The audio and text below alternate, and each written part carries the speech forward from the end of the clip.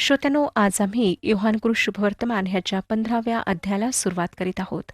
14व्या अध्यायाची शेवटली 28 ते 31 वचने मी आपणाकरिता वाचली होती आणि मी आपणाला सांगितले होते की पुढच्या कार्यक्रमात ह्यावर आम्ही थोडा वेळ विचार करू. श्रोत्यानो, ह्या वचनांमध्ये प्रभू येशू त्यांना जे काही सांगतो ते फार विलक्षण असे आहे. जे विलक्षण आशीर्वाद त्यांना मिळणार आहेत त्याकरिता आणि त्यामुळे तो जात आहे म्हणून त्यांनी आनंदित व्हावे असे प्रभू येशू ख्रिस्त त्यांना सांगतो. प्रभू येशू ख्रिस्त पित्याकडे जाईल व त्यांच्यासाठी सहाय्यक पाठवेल असे आश्वासन त्याने त्यांना दिले. तो आता वधस्तंभाच्या अगदी जवळ पोहोचलेला होता. पुन्हा त्याची आणि सैतानाची मुठभेड आम्हाला पाहायला मिळणार आहे, जी गतसेमने बागेमध्ये झाली. प्रभू येशूच्या स्वर्गरोहणानंतर सहाय्यक पवित्र आत्मा विश्वासणाऱ्यांच्या हृदयात वास करण्याकरिता येईल असे आश्वासन जे प्रभू येशूने दिले होते ते पूर्ण झाले आहे. आज विश्वासणाऱ्यांच्या हृदयात पवित्र आत्मा वास करतो. प्रभू येशूने त्यांना शेवटल्या वचनात म्हटले, परंतु मी पित्यावर प्रीती करीतो आणि पित्याने जशी मला आज्ञा दिली तसे करीतो, हे जगाने ओळखावे म्हणून असे होते.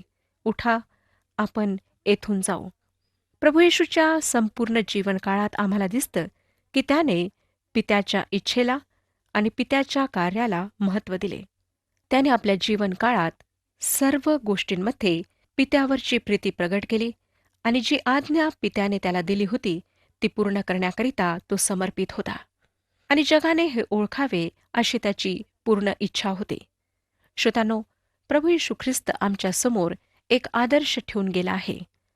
प्रभू येशूने आम्हाला शिकवले की ज्या प्रकारे त्याने पित्याच्या आज्ञा पाळल्यात, पित्याच्या कार्याला स्वतःच्या जीवनामध्ये महत्त्व दिले, तेच महत्त्व आम्ही सुद्धा आमच्या जीवनात द्यायला हवे. आम्ही परमेश्वराच्या आज्ञा पाळायला हव्यात. आम्ही परमेश्वराच्या इच्छेला जाणून घ्यायला हवे आणि परमेश्वराची इच्छा जीवनामध्ये पूर्ण करण्याकरिता आम्ही सतत प्रयत्नशील असायला हवे. 15वा अध्याय वरच्या खोलीतल्या संभाषणाचा किंवा उपदेशाचा एक भाग आहे. जरी श्रोत्यानो, वरच्या खोलीत आमचा प्रभू ह्या गोष्टी बोलला नसेल, कारण 14व्या अध्याय शेवटी त्याने शिष्यांना म्हटले, उठा, आपण येथून जाऊ. वरच्या खोलीत व गेतसेमने बागेतील मधातल्या काळात आमच्या प्रभूने 15 आणि 16 अध्याय सांगितलेत व नंतर प्रार्थना केली, जी 17व्या अध्यायात नोंदण्यात आली आहे. बागेत प्रवेश केल्यानंतर त्याने ही प्रार्थना केली. अनेक अभ्यासकांचे मत आहे की आमच्या प्रभूने 15व्या अध्यायात दिलेले व्याख्यान किद्रोनच्या खोऱ्यात किंवा जैतुनाच्या डोंगराजवळ दिले, कारण आम्हाला माहीत आहे की त्या समयी तेथे द्राक्षमळे होते जे त्या संपूर्ण खोऱ्यात पसरलेले होते. आम्हाला हे सुद्धा माहीत आहे श्रोत्यानो की ती पौर्णिमेची रात्र होती व वल्हांडण सणाची वेळ होती. त्या द्राक्षमळ्यातून जाताना तो हे सर्व शिष्यांसोबत बोलला असेल आणि ही फार योग्य अशी जागा होती. त्या ठिकाणी त्यांच्या भाषणामध्ये व्यत्यय आणण्याकरिता कोणीच नव्हते. अनेक इंग्रजी विशदीकरण करणाऱ्या अभ्यासकांचे मत आहे, ज्याला मी सुद्धा स्वीकारते, की त्या रात्री तो नियमशास्त्राचे पालन करण्याकरिता, जे तो फार दक्षतेने आपल्या जीवनामध्ये करीत असे, मंदिराकडे गेला. वल्हांडणाच्या रात्री मंदिराचे दरवाजे उघडे असत. मंदिराचे ते सुंदर दरवाजे पर्यटकांसाठी एक आकर्षण होते. त्यांना ग्रीसमध्ये बनविण्यात आले होते व हेलेस्पांटवरून येरुशलेमला आणून हेरोदाच्या मंदिरात लावण्यात आले. त्यांना तांब्यापासून बनवून त्यात सोन्याच्या द्राक्षवेलाची नकाशाकारी करण्यात आलेली होती. श्रोत्यानो, द्राक्षवेल इस्रायल राष्ट्राला दर्शविते हे खालील वचनांवरून स्पष्ट होते. स्तोत्रसंहिता 80 अध्याय 8 आणि 9 वचने सांगतात. स्तोत्रसंहिता 80 अध्याय 8 आणि 9 वचने. मिसर देशातून तू द्राक्षवेल काढून आणला आणि राष्ट्रांना घालून देऊन तू त्यांच्या भूमीत लाविला. तू त्याकरिता जागा तयार केली आणि त्याने मूळ धरून देश व्यापिला. तसेच यशयाचे पुस्तक 5 अध्याय 1 आणि 7 वचने. यशया 5 अध्याय 1 आणि 7 वचने. मी आपल्या वल्लभा प्रित्यर्थ गाणे गाईन, आपल्या प्रियकराचे त्याच्या द्राक्षीच्या मळ्याविषयीचे गीत गाईन. माझ्या वल्लभाचा द्राक्षमळा डोंगराच्या एका अतिशयित सुपीक शृंगावर होता. कारण सेनाधीश परमेश्वराचा द्राक्षमळा म्हणजे इस्रायलांचे घराणे, त्यातील त्याची आवडीची लागवड म्हणजे यहुदाचे लोक. त्यांनी न्यायत्वाची अपेक्षा केली, तो अपहार धार्मिकतेची अपेक्षा केली, तो आक्रोश आढळून आला. इर्मयाचे पुस्तक 2 अध्याय आणि 21 वचन सांगतं. इर्मया 2 अध्याय 21 वचन. मी तर तुला उत्कृष्ट जातीची उत्तम द्राक्षलता लाविली, ती तू माझ्यासमोर परदेशची हीन जातीची द्राक्षलता कशी झालीस? होशेचे पुस्तक 10 अध्याय 1 वचन. होशे 10 1 वचन. इस्रायल उफाड्याने वाढणारा द्राक्षीचा वेल आहे, त्यास भरपूर फळे येतात. जो जो त्याला जास्त फळे आली, तो तो त्याने जास्त वेद्या केल्या. त्याची जमीन जसजशी सुपीक होत गेली, तसतसे त्याने अधिक सुरेख मूर्तिस्तंभ उभारिले. श्रोत्यानो, हे स्पष्ट आहे की द्राक्षीचा वेल इस्रायल राष्ट्राचे चित्र आहे. आता श्रोत्यानो, आमचा प्रभू एक फार क्रांतिकारी गोष्ट सांगत आहे, जी ह्या लोकांच्या कधी ऐकिवात आली नसेल. आज आम्हाला ते सारखेच वाटतात, पण ह्या लोकांसाठी मात्र ते नवीन होते. तो काय म्हणतो ऐका. येशू खरा द्राक्षवेल आहे, शिष्य फाटे आहेत. एक नवीन नाते ह्या ठिकाणी स्थापित करण्यात आलेले आहे, सांगण्यात आलेले आहे. 15 अध्याय 1 वचन पहा. मीच खरा द्राक्षवेल आहे आणि माझा बाप माळी आहे. खऱ्यासाठी जो शब्द आहे तो आहे ॲलेथेनॉस. योहानाच्या शुभवर्तमानात सुरुवातीला योहान ह्या प्रकाशाला परिवर्तित करीत होता, परंतु येशू ख्रिस्त खरा प्रकाश आहे. मोशेने अरण्यात भाकर दिली, परंतु येशू ख्रिस्त खरी भाकर आहे. म्हणून येशू म्हणतो की मी खरा द्राक्षवेल आहे. ह्या शिष्यांची धारणा यहुदी होती आणि त्यांची विचारसरणी जुन्या करारानुसार चालत असे. तो आता त्यांना सांगत आहे की इस्रायल खरा द्राक्षवेल नाही. यहुदी राष्ट्राशी व धर्माशी त्यांचा संबंध आवश्यक नव्हता. प्रभू येशू म्हणतो की मी खरा द्राक्षवेल आहे. शिष्यांकरिता महत्वाची गोष्ट होती की त्यांनी येशूशी आपले नाते जुळवायचे होते. ही एक क्रांतिकारी गोष्ट होती. आमच्या प्रभूने फार विलक्षण भाषालंकार ह्या ठिकाणी वापरला आहे व त्याने फार चांगल्या प्रकारे स्पष्ट केले की तुमचे एखाद्या संस्थेशी जुळणे, मंडळीशी जुळणे, नातेवाईकांशी जुळणे किंवा एखाद्या प्रचलित किंवा नामांकित व्यक्तीशी संबंध असणे महत्वाचे नाही. आम्ही ख्रिस्ताशी जुळायला हवे. जेव्हा आम्ही ख्रिस्तावर तारणारा म्हणून विश्वास ठेवतो, तेव्हा आमचा देवाची संतान म्हणून नवीन जन्म होतो. आमचा एक नवीन संबंध त्याच्याशी स्थापित होतो. प्रभू येशू म्हणतो की माझा बाप माळी आहे. हे सुद्धा फार आश्चर्यचकित करणारे शब्द आहेत. जुन्या करारातील भागात आणि दृष्टांतात परमेश्वर द्राक्षाच्या मळ्याचा मालक आहे. येथे तो राखणारा शेतकरी, मळ्याची देखरेख ठेवणारा आहे. श्रोत्यानो, येशू खरा द्राक्षवेल आहे व पिता त्याची काळजी घेतो. जुन्या करारात ही भविष्यवाणी करण्यात आली होती की प्रभू त्याच्या समोर एखाद्या अंकुराप्रमाणे वाढेल. किती वेळा पित्याने मधात पडून सैतान जेव्हा येशूला पूर्णपणे समाप्त करू पाहत होता, तेव्हा त्याला वाचवले. पिता परमेश्वर आहे, जो द्राक्षवेलीची काळजी घेतो व तो फाट्यांची सुद्धा काळजी घेतो. फाटे द्राक्षवेलीशी जुळलेले असायला हवेत. आता ह्याचा उद्देश काय? ह्याचा उद्देश आहे फळ आणणे. इथे 3 शब्द किंवा 3 अर्थपूर्ण शब्द समुदाय आहेत जे महत्वाचे आहेत. जसे आम्ही अध्ययनात पुढे जाऊ श्रोत्यांनो, तेव्हा आम्ही त्यांच्याविषयी पाहू. 2रं वचन सांगतं, माझ्यातील फळ न देणारा प्रत्येक फाटा तो काढून टाकतो आणि फळ देणाऱ्या फाट्याला अधिक फळ यावे म्हणून तो त्या प्रत्येकाला साफसूफ करीतो. माझ्यातील अर्थातच ख्रिस्तातील, ह्याचा अर्थ जे तारलेले आहेत ते.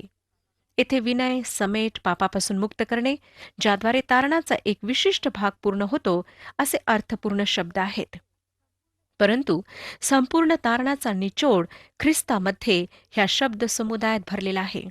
तेथे फक्त लोकांचे 2 समुदाय दिसतात, जे ख्रिस्तात आहेत ते आणि जे ख्रिस्तात नाहीत ते. आपण ख्रिस्तात कसे येता हा प्रश्न आहे. नवीन जन्माद्वारे.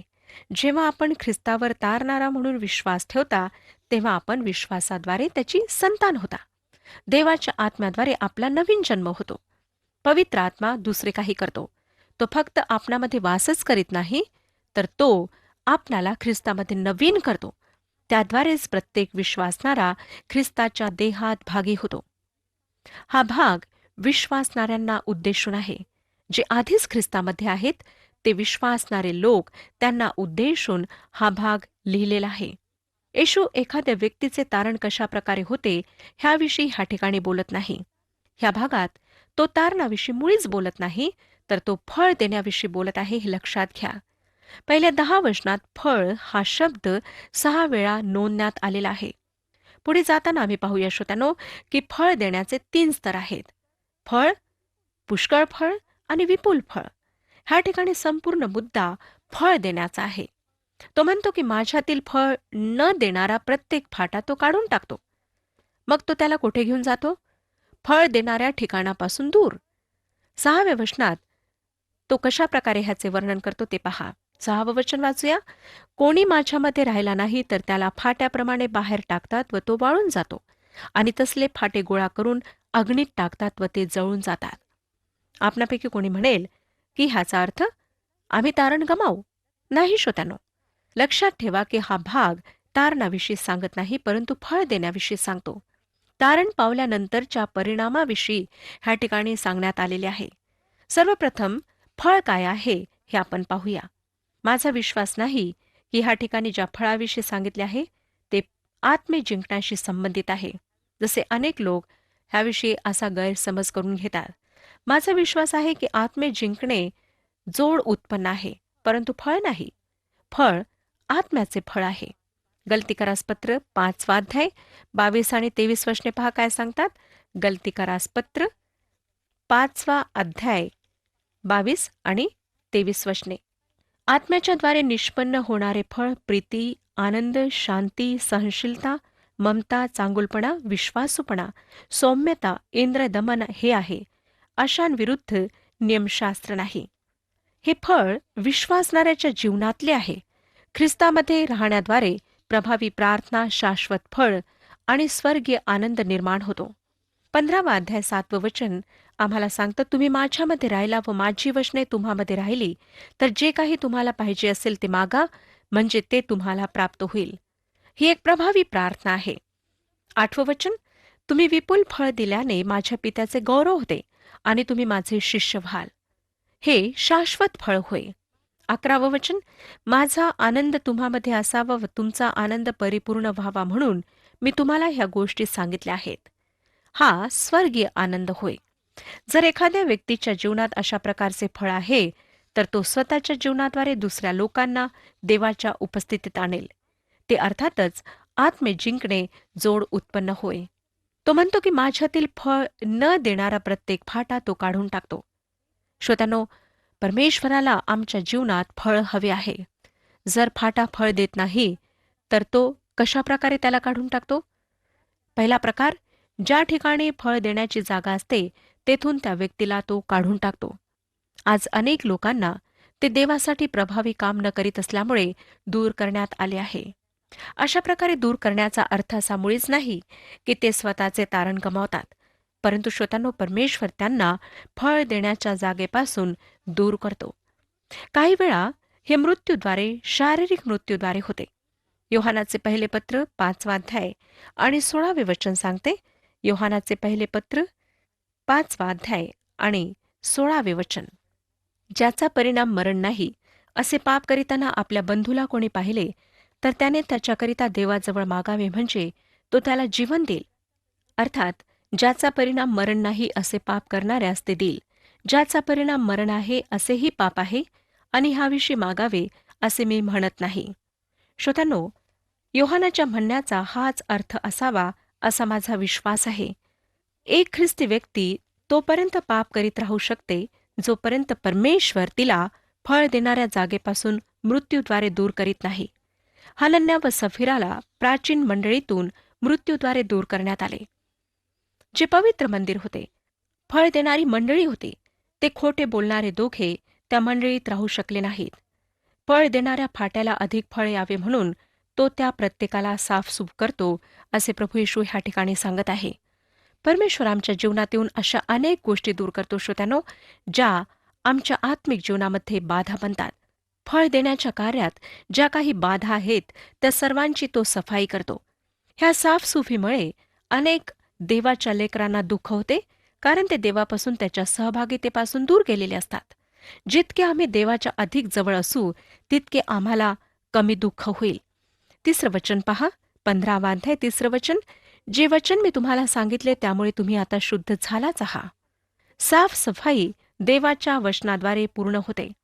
देवाच्या वचनात शुद्ध करण्याचे जे सामर्थ्य आहे ते फार विलक्षण आहे. पेत्राचे पहिले पत्र 1 अध्याय 22 आणि 23 वचने सांगतात. पेत्राचे पहिले पत्र 1 अध्याय 22 आणि 23 वचने. निर्धंब बंधुप्रेमासाठी तुम्ही आपले जीव सत्याच्या पालनाने शुद्ध करून घेतले आहेत, म्हणून एकमेकांवर मनापासून निष्ठेने प्रीती करा. कारण तुम्ही नाशवंत बीजापासून नव्हे तर अविनाशी बीजापासून म्हणजे देवाच्या जिवंत व टिकणाऱ्या शब्दाच्याद्वारे पुन्हा जन्म पावलेले आहात. देवाच्या वचनाच्याद्वारे आमचा नवीन जन्म झाला आहे. आमच्या पापांपासून आम्हाला धुण्यात आले आहे. ह्या पृथ्वीवर जीवन जगत असताना आम्ही मळीन होतो. निरंतर शुद्ध होण्यासाठी आम्हाला देवाच्या वचनाची गरज पडते. शुद्ध होण्यासाठी देवाच्या वचनाचा अभ्यास करणे हे एक फार चांगले असे कारण आहे. स्तोत्रसंहिता 119 अध्याय आणि 9 वचन सांगतं, तरुण आपला वर्तनक्रम कशाने शुद्ध राखील? तुझ्या वचनानुसार तो राखण्याने. लक्षात घ्या श्रोत्यांनो, की देवबाप त्याच्या पवित्र वचनाला जेव्हा आम्ही त्याच्या इच्छेप्रमाणे चालत नाही, तेव्हा आमच्या जीवनातील ती दुर्बळता दर्शविण्यासाठी उपयोगात आणतो. त्या व्यक्तीचा परमेश्वराशी प्रामाणिक संबंध आहे किंवा नाही, ती देवाच्या वचनाचा अभ्यास करते किंवा नाही, किंवा ती स्वतःची मनमर्जी करते, हे वचनाद्वारे त्या व्यक्तीला कळते. आणि हे पाहण्याची ही खरी परीक्षा आहे. परमेश्वराची इच्छा आहे की आम्ही त्याच्या वचनाशी प्रामाणिक असावे. स्तोत्रसंहिता 119 अध्याय आणि 67 वचन सांगतं. स्तोत्रसंहिता 119 अध्याय आणि 67 वचन, मी पीडित होण्यापूर्वी भटकत असे, पण आता मी तुझे वचन पाळीत आहे. नंतर 119 अध्याय 71 वचन सांगतं, मी पीडित झाल्यामुळे माझे बरे झाले, कारण त्यामुळे मी तुझे नियम शिकलो. श्रोत्यानो, तो पीडित करतो जेणेकरून आम्ही त्याच्या वचनाजवळ यावे व त्याच्या सेवेसाठी योग्य ठरावे. मला नाही वाटत की देवाच्या वचनांचा अभ्यास केल्याशिवाय आपण देवासमोर कधी शुद्ध ठरू शकाल.